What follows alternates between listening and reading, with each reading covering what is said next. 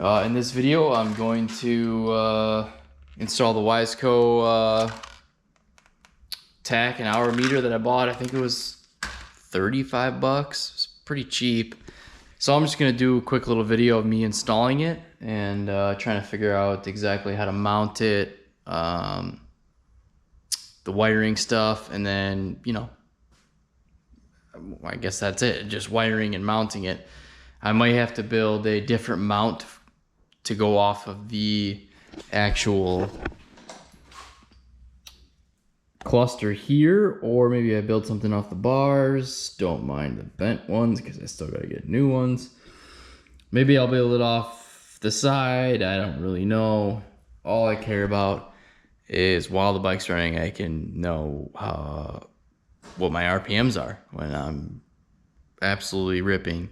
I'll start looking at the instructions. I'll open up the package and see what it all says and then everything, and then I'll talk about it, get back into it. Okay, so I cut a little piece of the old Bush Light box here. Just a quick little metal template. And now we got this going here. So 5 inches wide, 2.5 inches tall. That's what we're gonna start with. Cut that out, locate my holes. I might do it with, I'll probably end up doing it with that cardboard piece before I drill holes into this, just because this is just sheet metal. I will round the corners. That's super important when you're kind of building brackets and stuff like this. You want to round your corners so you're not hitting any like wires, any of that kind of thing. And it's just not sharp. And you don't want to stab your hand on a sharp metal corner, right? Once I cut that out, then I'll have to paint it. And then we'll mount it up. But right now I'm going to continue on mounting it up. Just showed you that I made the process of my cardboard template, then the metal template. I got somewhat of a template made here. This little guy, forget about some of those lines here. I was trying to do something different, but it went underneath the bolt holes there, so that won't work. But the idea is kind of to round curve it and then come up here around the actual tack, which is going to be sitting, you know, up here. So I marked it out on the steel piece here, drill some holes, cut around where I need to, and then I'll paint it black, and hopefully it fits like it's supposed to. All I really did was I cut one hole, or I drilled one hole, bolted it to the stem here, and then or to the bars, and then I set it on there, and then I just pulled one bolt out, used my awl, poked a hole, put the bolt in, held the cardboard down, and just did that in every single one. So, you know, the idea is to kind of follow this curvature here, and then this one it'll kind of come around here and then just come straight up, and then it'll come up around the bolt and then go straight, and then it'll just curve up and follow the tack. And same on this side, will come down here, follow this. Should be pretty strong. It's 22 gauge. I mean, it's just holding a tiny little plastic piece with a battery in it. It's not very heavy at all. And then I'll run the wire down through here, go down behind the cluster.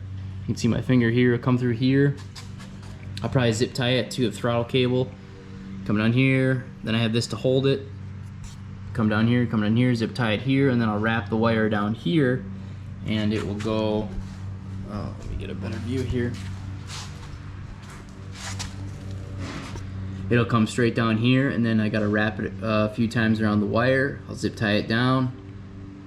It should be good to go. I'll run the bars back and forth a few times just to make sure the wire won't be getting pulled or get stuck or anything, and that should be it. So I'm gonna cut out my metal piece and then test fit that, and we'll be back. All right, so I got the metal piece set up here, and I got my holes drilled from the template. I used some snips kind of just to take off the extra metal that I had from the 5 inches that I made the piece out of.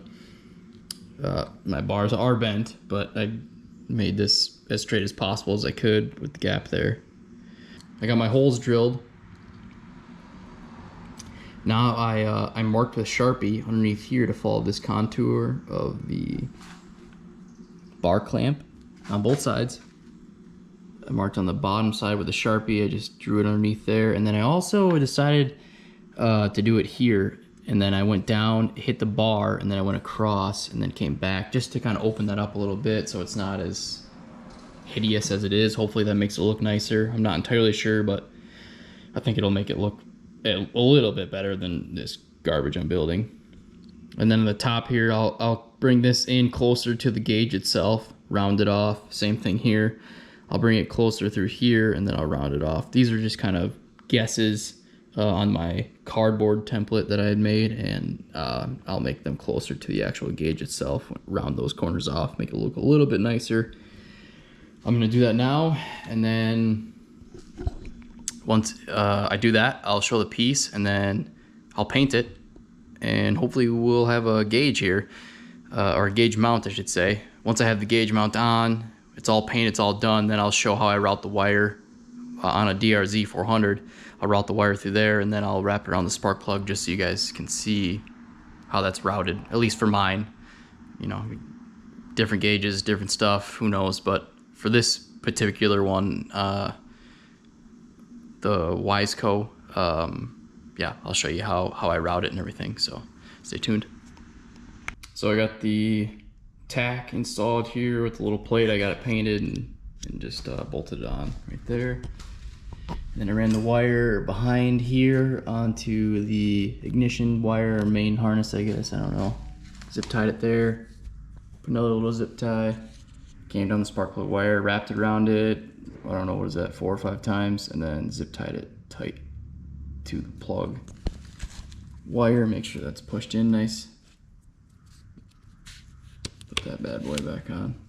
And now I gotta put the tank back on and start this thing up and see if it works. Who knows? Yeah. That'll do it for this video.